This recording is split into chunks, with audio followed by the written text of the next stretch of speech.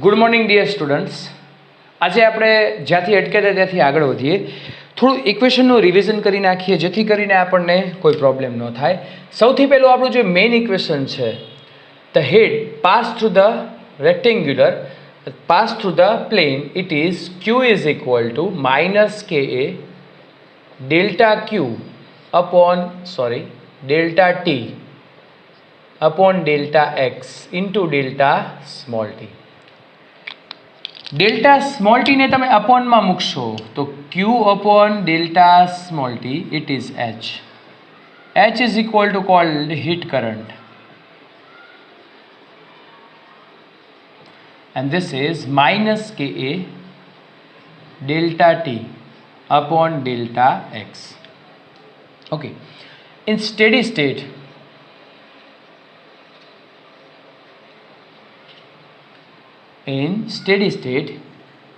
that is h is equal to h is heat current ka th minus tc. આપણે મોટે ભાગે આનો જ યુઝ થાય છે અપોન n. અચ્છા, કે ને અપોનમાં મૂકો તો આપણને રેઝિસ્ટન્સ મળશે, હીટ રેઝિસ્ટન્સ અથવા થર્મલ રેઝિસ્ટન્સ કહીએ.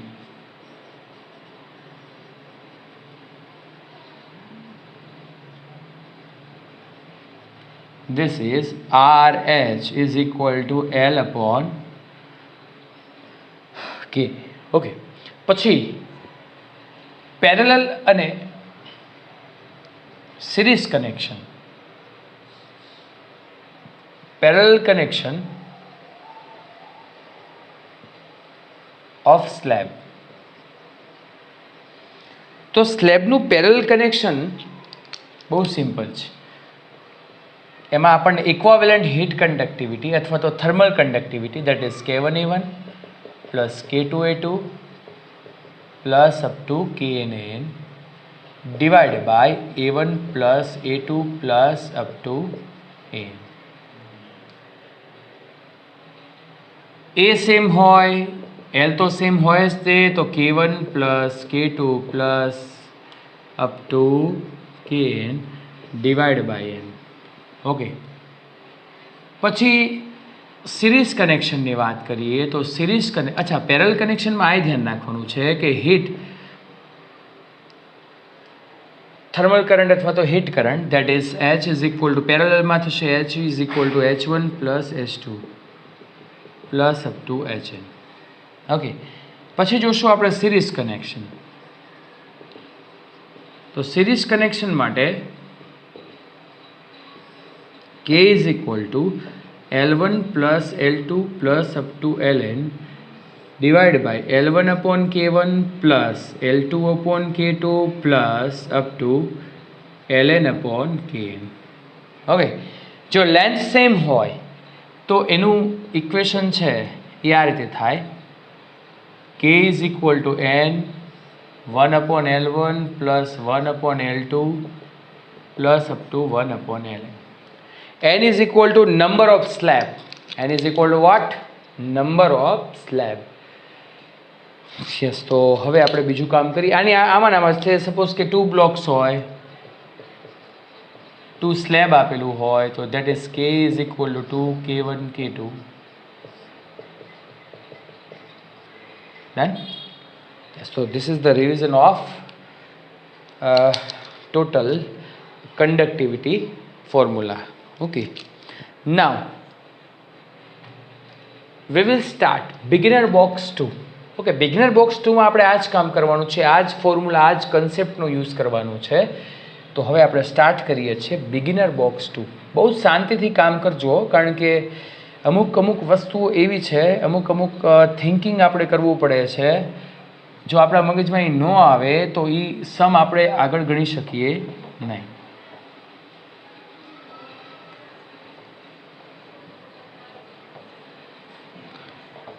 ઓકે,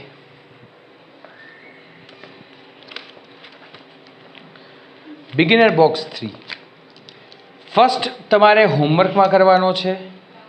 સેકન્ડની આપણે વાત કરીએ.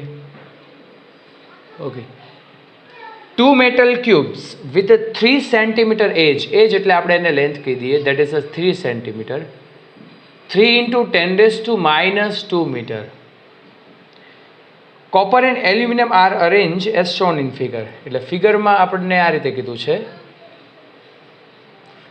આ બાજુ ટેમ્પરેચર છે, one side temperature is 100 degree Celsius, other side it is 20 degree Celsius. Here aluminium and copper both are connected with each other and shown in figure both are connected in series. Parallel છે. જો કેમ કે આમ ઉપર નીચે મેં તમને દેખાડ્યું હતું ને, આ માર્કર હોય તો આ ઉપર નીચે રાખેલું હોય તો એ પેરેલલ કનેક્શન, બરાબર ને. તો ઉપર નીચે છે કે જ્યાં હીટના થર્મલ હીટના ભાગ પડી જશે, બરાબર ને. Connected in parallel. પેરેલલમાં કનેક્ટેડ હોય ત્યારે H is equal to we know that H1 plus H2. Okay, તો પહેલું કામ શું કીધું છે આપણને કે total thermal current from the one reservoir to the other. એટલે આ કરંટ એટલે કે હીટ કરંટ છે, આમાંથી કેટલી પાસ થાય છે. ઓકે, તો total heat current it is H1 plus H2. Equation find કરીએ આપણે. H ઇઝ ઇક્વલ ટુ, ચલો ફર્સ્ટની વાત કરીએ છીએ તો કે એલ્યુમિનિયમ માટે K1 કહી દઉં છું. બંનેના એરિયા ઇક્વલ છે તો AM ના M. The temperature difference also same, that is 100 minus 20 upon length is also same minus 2 plus here K2 AR same 100 minus 20 divided by 3 into 10 raised to minus 2. Okay, તો બસ આની અંદર જે common હોય એ કાઢી લઈએ. કોમનમાં તો મને આ એ લાગે છે, ડિવાઈડમાં 3 into 10 raised to minus 2 લાગે છે, અને આ 100 minus 20 એટલે 80 હિયર. તો બંનેની હીટ કન્ડક્ટિવિટી આપણને આપેલી છે. એરિયા એટલે શું લેશું? L². એરિયા એટલે લેન્થ ઇન્ટુ બ્રેથ. તો A is equal two L², 9 into 10 raised to minus 4 upon 3 into 10 raised to minus 2 into 80 K1 plus K2 it is 40. તો હિસાબ કરીએ 3 3 240 into 100 10 raised to minus 2 પર જાય તો 10 raised to plus 2 એટલે minus 2. 240 into 10 raised to, અચ્છા okay, plus 2 minus 2 cancel એટલે 240, બરાબર. એટલે આન્સર શું આવ્યો? 240 જૂલ પર second. Okay, now the ratio of thermal current carried by the copper cube to the carried by the aluminum cube, thermal conductivity of copper is 60. એટલે બંનેની thermal conductivity આપણને આપી છે. તો આપણે શું કરવાનું છે? બંનેનો રેશિયો લેવાનો છે. એટલે we have to find that H1 upon H2.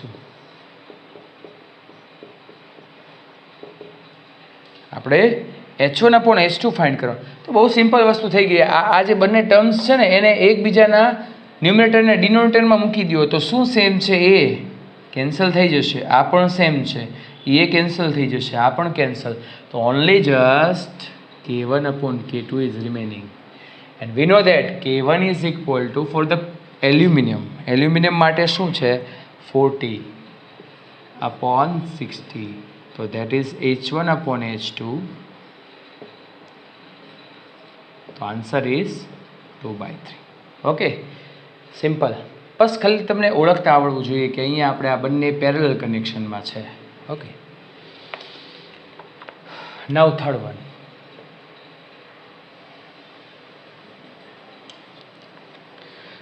For shown situation calculate the temperature of common interference. એટલે ફિગર આમ છે.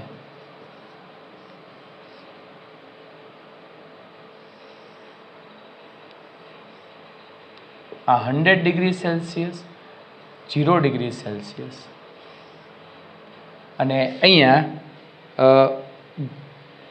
Situation calculate. અહીંયા જે બે રોડ જોડેલા છે એટલે પહેલાંની અથવા તો કોઈ આપણે પાતળી પટ્ટી કહી દઈએ તો K1 ઇઝ ઇક્વલ ટુ કીધું છે આપણને 200 watt per metre into Celsius. K2 is equal to કીધું છે 300 અને લેન્થ બંનેની સેમ છે. Okay, that is 2 metre. Okay, તો હવે આપણે બીજું કામ કરીએ. હવે કીધું છે આપણને કે calculate the temperature of common interference. Common interference this is called junction. અને જંક્શન કોને કહેવાય? બંને કનેક્ટ હોય એક કોમન પ્લેનને જંક્શન કહેવામાં આવે છે. એને શું કહેશો આપણે? જંક્શન. અચ્છા, તમે મને કહેશો કે આ બંને કેવા કનેક્શનમાં છે? લખવું એ પહેલાં વિચારો. બોથ આર કનેક્ટ ઇન, અમુક જણા પેરેલલ કહેશે. પેરેલલ નહીં, સિરીઝમાં છે. જુઓ તમે, સળંગ જોડાયેલા છે. આમ નથી, આમ છે. જો આમ, આમ હોત તો પેરેલલ. ઓકે, તો સિરીઝમાં હોય તો આપણને ખબર પડે કે H1 is equal to H2. બંનેની હીટ, થર્મલ કરંટ કેવા થાય? સેમ. અને એની માટે ઇક્વેશન વાપરો K1. અચ્છા, લેન્થ સેમ છે તો એરિયા પણ સેમ જ હોય, કારણ કે એરિયા આપણને ચેન્જેબલ એરિયા આપ્યો નથી. ટેમ્પરેચર ડિફરન્સ, યસ, પહેલાં માટે કામ કરવું હોય તો મારે આમ લખવું પડે 100 - T, because this is the junction temperature. એટલે મારે આની વાત કરવી હોય તો આનો એક end 100, second end it is junction temperature, divided by 2. Here K2A. આની વાત કરવી હોય તો આ જંક્શન ટેમ્પરેચર એના કરતાં ડિક્રીઝ છે, એટલે ઓછું છે, બરાબર ને? It is less than. So here T -0. 2 cancel, A cancel. K1 and K2 both are given. It is 200. 100 minus T. Here the 300. T -0 is equal to T.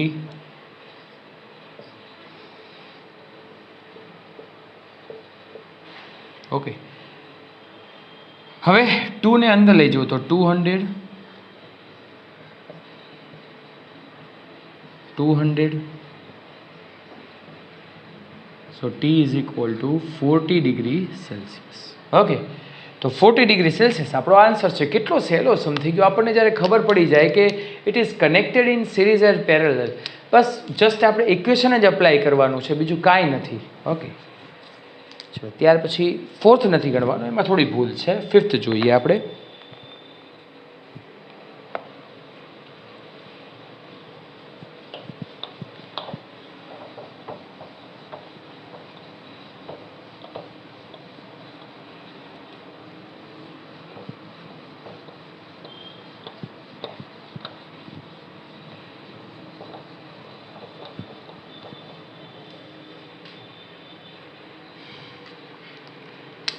ફિફ્થની વાત કરીએ.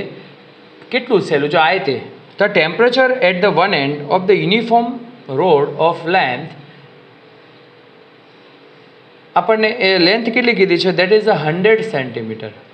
ઓકે, આપણને એક રોડ દીધેલો છે, બરાબર, યુનિફોર્મ રોડ, એટલે એનો area છે. Okay, area vector is same. Length is given 100 centimetre.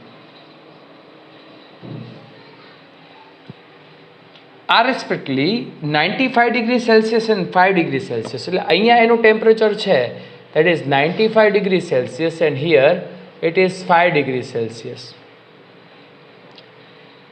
Vote will be the temperature at a point 30 centimetre? 30 centimetre suppose કે અહીંયા છે, અને મારે આ પોઈન્ટે ટેમ્પરેચર કેટલું છે એ મારે ફાઇન્ડ કરવું છે. અને this is the 30 centimetre from hot and, એટલે કે ગરમ છેડા એટલે ગરમ એન્ડથી, હોટ એન્ડથી 30 સેન્ટીમીટર ટેમ્પરેચર કેટલું હશે? તો પહેલાં તો હું શું ફાઇન્ડ કરીશ ખબર છે? બહુ જો આને આપણે સિમ્પલ કેમ બનાવશું? પહેલાં તો હું છે ને ટેમ્પરેચર ગ્રેડિયન્ટ ફાઇન્ડ કરું.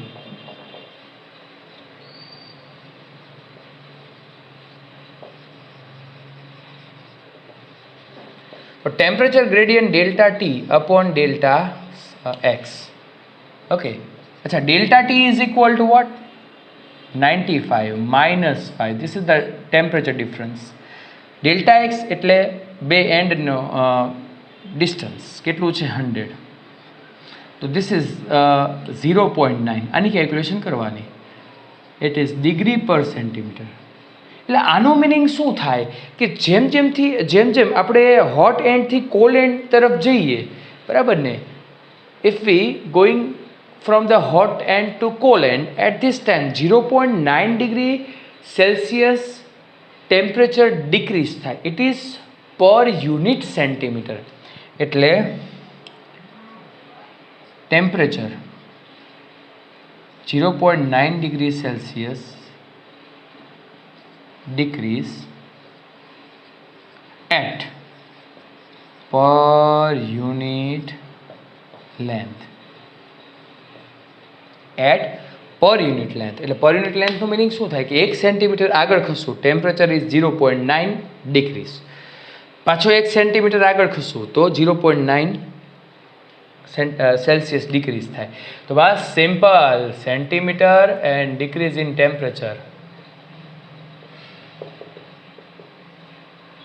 અઘરું નથી. 1 સેન્ટીમીટરે 0.9 ડિગ્રી સેલ્સિયસ ટેમ્પરેચર ડિક્રીઝ થાય તો 30 સેન્ટીમીટરે how much is decrease? Simple, that is a decrease in the temperature. It is given by delta T. 30 into 0.9, it is 27 degree Celsius. આટલું ટેમ્પરેચર ડિક્રીઝ થાય છે જ્યારે 30 સેન્ટીમીટર આવીએ તો હોય કેટલું? તો આ રીતે ટેમ્પરેચર એટ 30 સેન્ટીમીટર ઇઝ, હિસાબ કરો આટલાનો. તો આ 95માંથી આપણે આટલું આ ડિક્રીઝ થયું છે અને આપણે માઇનસ કરી નાખી. This is 16. આવી ગયો આન્સર. લ્યો છે કઈ છે? પહેલાં શું આપણે ટેમ્પરેચર ગ્રેડિયન્ટ થ્રુ આપણે એ ડિસાઇડ કર્યું કે each 1 centimeter it will be decrease in 0.9. Okay, now the last sum. અચ્છા, લાસ્ટ સમમાં શું કીધું છે જોઈએ આપણે. એ સિમ્પલ છે, એમાં કાંઈ નથી, તમે પણ ગણી શકો, પણ હું તમને સમજાવી દઉં કે 3 conducting rods of same material હોય એટલે K1, K2, K3 have the same cross sectional area A1, A2, shown in figure. Find the temperature of A, D and C are maintained at the 20 degree Celsius, 90 degree Celsius and 0 degree Celsius. એટલે આપણને છે ને figure આમાં આપી છે.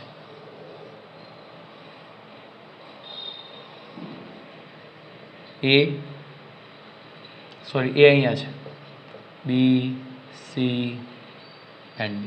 Okay, તો find the temperature, find the ratio of length BD and BC if there is no heat flow in the AB. અહીંયા કોઈ પણ, અચ્છા આ 20 ડિગ્રી સેલ્સિયસ છે કે નહીં? બંને બાજુ શું આપ્યું છે આપણને? Yes, here the 0 degree Celsius, here the 90 degree Celsius. Okay, હવે એવું કીધું છે કે આ બ્રાન્ચમાંથી કોઈ પણ હીટ પાસ ન થાય. મિત્રો, હીટ પાસ ન થાય તો એનું કંઈ કામ ખરી? શું કામ? કાંઈ નહીં. તો એને આપણે કેન્સલ કરી નાખીએ. ઓકે, તો હવે 2 રોડ છે, it is B D and B C. તો આ બંને રોડ કેવા કનેક્શનમાં છે? અહીંથી કરંટ ફ્લો થાય. જો પહેલાં આ બાજુ હોત ને તો બંને છૂટા પડે, તો આપણે કહી શકીએ કે ભાઈ એ ત્રણેય રોડ કેવા છે? પેરેલલમાં. પણ હવે અહીંથી હીટ કરંટ પાસ થાય પછી અહીંયા સીધું સળંગ જાય, તો આપણે કહી શકીએ કે BD and BC both are connect in series. અને સિરીઝ કનેક્શનમાં હોય ને તો that is very simple. H1 is equal to H2. આની અંદર કરંટ H1 અને આની અંદર કરંટ H2. તો જેટલું H1 હોય એટલું જ H2 હોય ને, બસ. તો આની અંદર હવે આપણને શેનો રેશિયો કીધો છે? યસ, બંનેના લેન્થનો રેશિયો કીધો છે. તો બંનેના લેન્થનો રેશિયો કીધો હોય તો very simple, it is K1A1 delta T upon A. Okay, અચ્છા, હા, ઓકે. ડેલ્ટા ટી માટે ચલો પહેલાંની આની વાત કરીએ છીએ. તો આ જંક્શનનું ટેમ્પરેચર આપણને ખબર નથી, બરાબર ને? Find the ratio of length BC and BD. અચ્છા, પહેલાં તો આપણે શું કામ કરવું પડે? આ જંક્શનનું ટેમ્પરેચર ફાઇન્ડ કરવું પડે, કારણ કે બીનું ટેમ્પરેચર તો આપણને નથી આપ્યું. એક કામ કરીએ, આમ તો બહુ સિમ્પલ વસ્તુ જોઈએ તો પહેલાં આપણે ટી ટેમ્પરેચર ફાઇન્ડ કરવું પડે ને. તો સપોઝ કે આ ટેમ્પરેચર ટી છે, જંક્શન ટેમ્પરેચર, તો I can write it is 90 minus T. Okay, length is I take it is L1.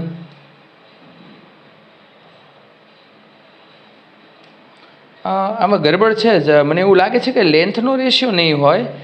આપણે અહીંયા જંક્શનનું ટેમ્પરેચર ફાઇન્ડ કરવાનું છે, સુધારી નાખજો, બરાબર ને? Find the junction temperature B. Here the K1A, here the T minus 0 and upon L. Length is same.